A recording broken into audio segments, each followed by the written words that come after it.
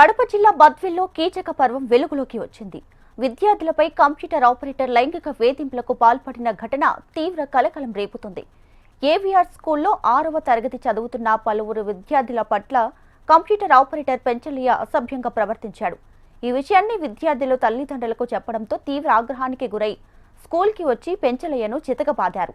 అనంతరం పోలీసులకు పెంచలయ్యను అప్పగించారు. నిందితుడిని కఠినంగా శిక్షించాలని పేరెంట్స్ డిమాండ్ చేస్తున్నారు.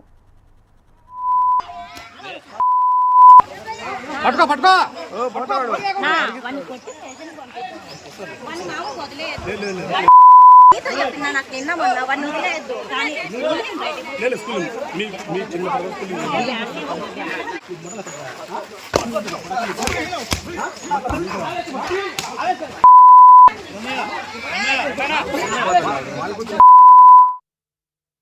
ముగ్గురిని వేధిస్తానండి సార్. పేర్లు అయితే గుర్తులేదు సార్. నాకు ముగ్గురు పిల్లలు, ఒక 6th క్లాస్ అమ్మాయిని అయితే లేచిపోయి పెళ్లి చేసుకుందామంటున్నాను సార్. పాపని 6th క్లాస్ అమ్మాయిని ముగ్గురిని వేధిస్తాను సార్. నడుము గిల్లడం విజయం చేస్తాను సార్. ముగ్గులు గిల్లడము చెప్తే మీ పేరెంట్స్ చేస్తాను అని చెప్తాను సార్. చెప్తే ఇంట్లో కొడతామని చెప్తాను సార్. వాళ్ళు రాత్రి నాకు ఫోన్ చేసిన పేరెంట్స్, ఇట్లా జరుగుతుంది ఏం పరిస్థితి అని. మేము బయటికి చెప్పుకోలేకున్నాము. ఇతని ఏదో ఇక్కడ పుండగాంజి లోపల పోవాలి సార్. ఇతను ఇక్కడ ఏం పని చేస్తాడు? కంప్యూటర్ ఇచ్చాడు పెంచలేని. వాడు మేము వచ్చి అడిగితే నేను కాదు పెంచలేంటాను సార్. వాడికి కూడా పెంచలే అనే వ్యక్తి నేను కాదంటాను. లోపలికి వచ్చి ఇట్లా ఇలాంటి తీసేయాలి కదా సార్. చెడపోయి సార్ స్కూల్కి ఏమన్నా 6th క్లాస్ అమ్మాయిలు ఏం తెలుస్తుంది చెప్పండి సార్. వాడు మేము లేచిపోయి పెళ్లి చేసుకుందాం అన్నాడు. వాడు ఎంత ముక్కు నాకు సార్. వాడు రైట్గా విద్యార్థులపై కంప్యూటర్ ఆపరేటర్ లైంగిక దాడికి పాల్పడిన ఘటన బద్వేల్ అయితే చోటు చేసుకుంది. దీనికి సంబంధించి పూర్తి డీటెయిల్స్ మా ప్రతినిధి చంద్రమోహన్ అందిస్తారు. చంద్రమోహన్. కడప జిల్లా బద్వేలు పట్టణంలోని ఓ ప్రైవేటు పాఠశాలలో 6వ తరగతి బాలికల పట్ల అసభ్యంగా ప్రవర్తిస్తున్న ఒక కంప్యూటర్ ఆపరేటర్ పైన ఆ బాలికలకు సంబంధించిన కుటుంబ సభ్యులు అలాగే ఇతర బంధువులందరూ కూడా వచ్చి దాడి చేసిన సంఘటన ఈ రోజు చోటు చేసుకుంది. ప్రధానంగా ఈ పాఠశాలలో గత కొద్ది రోజులుగా పెంచలయ్య అనే కంప్యూటర్ ఆపరేటర్ విద్యార్థుల పట్ల అసభ్యంగా ప్రవర్తించడమే కాకుండా వారిని వివిధ రకాలుగా వేధించేవాడని బాలికలు తమ తల్లిదండ్రులకు తెలియజేయడం జరిగింది. అయితే గతంలో ఇతనికి సంబంధించిన వ్యవహారాన్ని బాలికల తల్లిదండ్రులు పాఠశాల యాజమాన్యం దృష్టికి తీసుకువెళ్లారు. అయితే అప్పుడున్న ప్రిన్సిపల్ ఈ పెంచలయ్యను మందలించి పంపించి వేయడం జరిగింది. ఆ తర్వాత వచ్చిన కొత్త ప్రిన్సిపల్ పెంచలయ్యకు కంప్యూటర్ ఆపరేటర్ గా ఉద్యోగం ఇచ్చారు.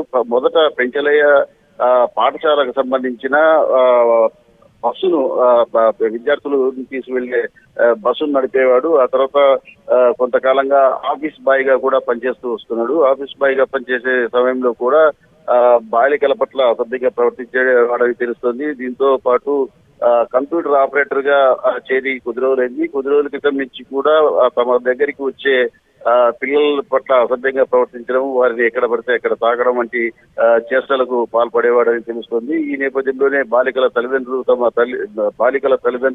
ఆ పాఠశాల యాజమాన్యం దృష్టికి తీసుకురావడానికి ప్రయత్నం చేశారు. ఆ సమయంలో పెంచలయ్య అక్కడి నుంచి తప్పించుకునే ప్రయత్నం చేయగా అతన్ని ఆ పాఠశాలలోనే బాలికల తల్లిదండ్రులు దాడి చేయడం జరిగింది. అలాగే పాఠశాల బయటికి తీసుకొచ్చి కూడా దాడి చేయడం జరిగింది.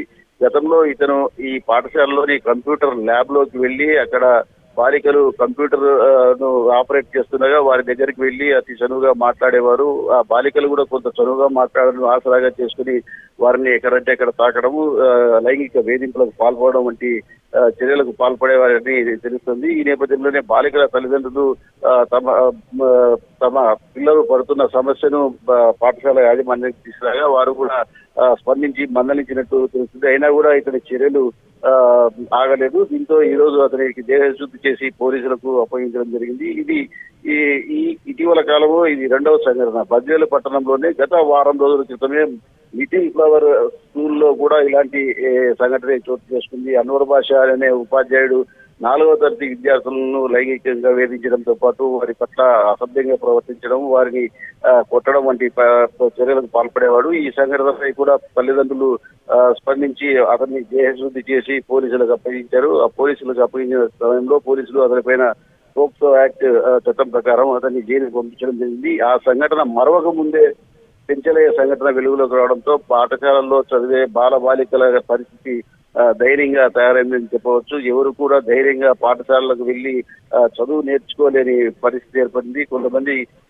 కామాంధులైన ఉపాధ్యాయులు, అలాగే పాఠశాలలో పనిచేసే కొంతమంది సిబ్బంది ఇలాంటి చర్యలకు పాల్పడడం వలన తల్లిదండ్రుల్లో పెద్ద ఎత్తున ఆందోళన వ్యక్తమవుతుంది. ప్రస్తుతం జరిగిన సంఘటన పట్ల విద్యార్థుల తల్లిదండ్రులే కాకుండా ప్రధానంగా విద్యార్థి సంఘాలు కూడా పెద్ద ఎత్తున ఆందోళన వ్యక్తం చేస్తున్నాయి. పోలీసులు వీటిపైన ఏ రకమైన చర్యలు తీసుకుంటారో అనేది కూడా వేచి చూస్తున్న పరిస్థితి ఉంది. అయితే పోలీసులు కూడా సరిగా స్పందించకపోవడంతోనే ఇటువంటి సంఘటనలు జరుగుతున్నాయనేది కూడా తల్లిదండ్రుల వాదన.